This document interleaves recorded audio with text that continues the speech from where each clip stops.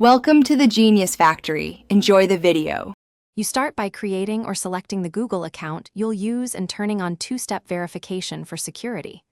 Choose a clear niche and a memorable channel name, then upload a 16:9 banner, profile image, and a concise bio that explains value.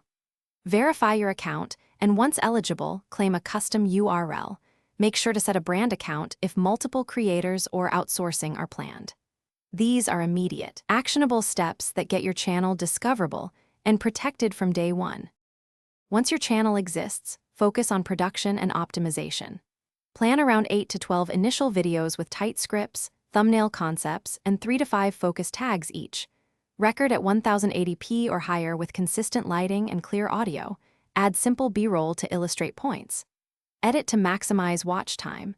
Open with a strong 0-10 second hook. Paste cuts to maintain energy, add chapter marks, and end screen CTAs. These steps improve reach and accelerate eligibility for monetization. To monetize, apply to the YouTube Partner Program once you reach 1,000 subscribers and 4,000 public watch hours in the past 12 months.